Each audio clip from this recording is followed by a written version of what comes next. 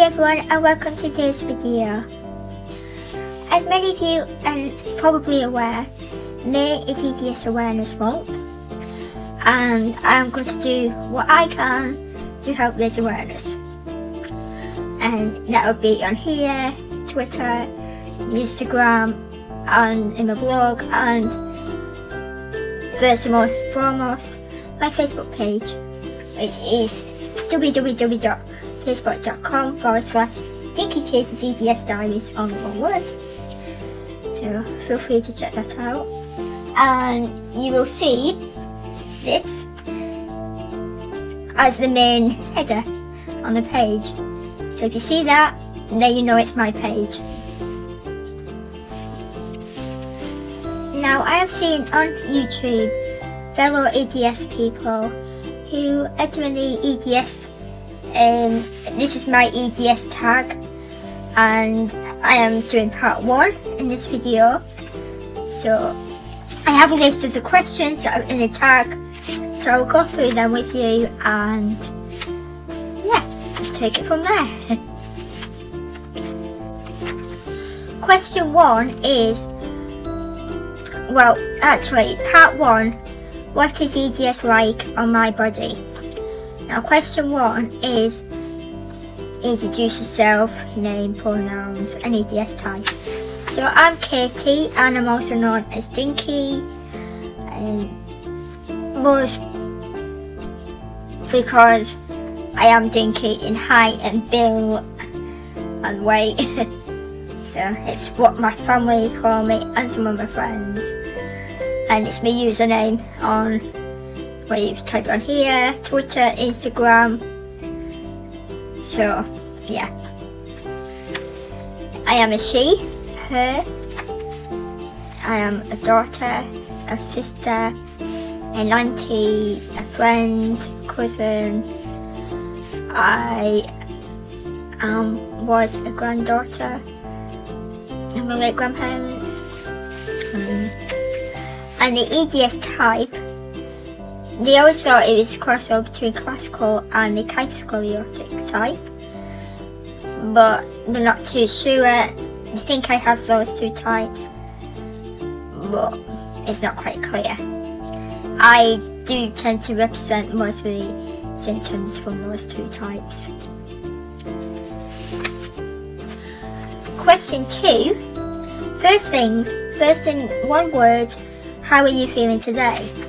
Well, today I'm feeling fatigued, sore, and a little frustrated with things, but otherwise motivated, feeling positive, and yeah, good otherwise. I'm frustrated because my thumb and my first finger keeps swelling up, and it's on this hand, so that is why I'm frustrated, because it didn't need to do that, but since I had to operate on, it's just got worse. So question 3, for those who don't know, can you explain EDS medically in a sentence?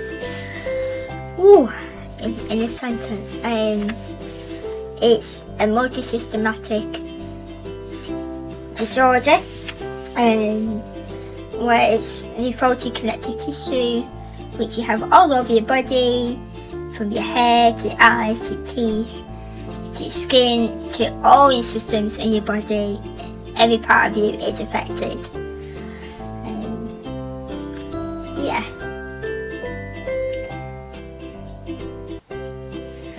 It's an umbrella term.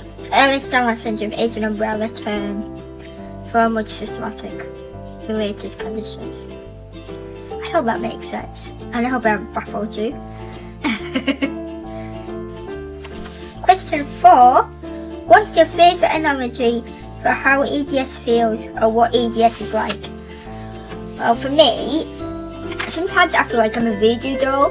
Like, I don't know which part is going to hurt next more than others, or what is going to be injured next.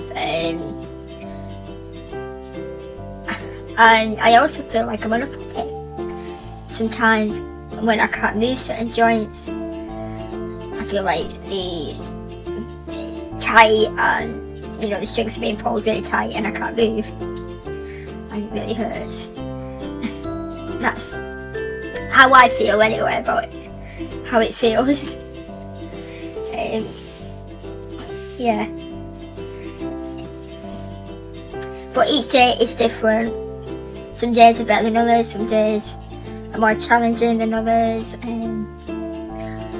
Yeah, so it's a bit like a roller coaster where you have your ups and downs and your in-betweens.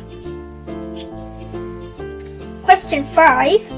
What are your symptoms and comorbid illnesses conditions? Right. Well, the main one is Ehlers-Danlos Syndrome, then the kyphoscoliosis, which is a double curvature of the spine, and it affects your front part of your spine, so like your rib cage, and so the whole thing. I have osteoarthritis, osteoporosis, perniosis, I have slight hearing loss, I have arthralgia, dislocation, subluxations, I have easy bruising, my skin tears easy, although those are more symptoms rather than conditions. I have anxiety and panic disorder, I have asthma, trying to think now.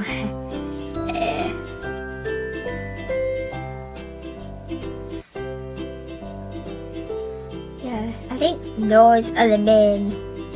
I do have slight gastro issues too. Certain foods do a little bit harsh on my tummy, so medications are quite harsh on my tummy, and my bowels are not great, so yeah, I do have gastro issues, circulation issues, which is perniosis. I have fatigue, I get sprains and strains and stress fractures. I have bunions on my feet because I have severe flat feet. I have flat feet, that's another one. I have really lax joints, so I'm very, very bendy. My pupils are slightly larger than normal, not a lot, but a little bit. I have dental issues like overcrowding, teeth not pushing through where they should, you know, they're a little bit weaker than normal, but I have special toothpaste for that. Swallowing a little bit I struggle with, like I can't chew certain textures, I can't swallow tablets, things have to be really, really cut small. I have hypertonia, which is weak muscles. I do get like tingling, like shooting pains. Pain is one of the main things for me, of fatigue. Yeah. Question 6. How does EDS impact your daily life? How often are you in hospital? Well, I have appointments most weeks, some weeks I have loads, other weeks much quieter. When I was younger, I was always at the hospital or the doctors or certain clinics, you know. So it varies really, but not as much as it affects other people in that way.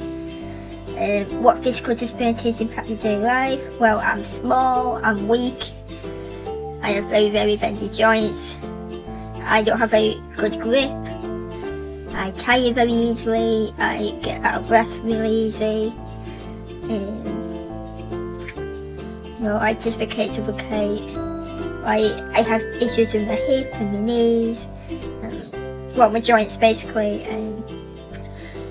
so I can't walk hardly. Even when I'm sat down, I'm constantly shuffling a bit to get comfortable. I struggle to get comfortable in bed. So sleeping is a big problem for me.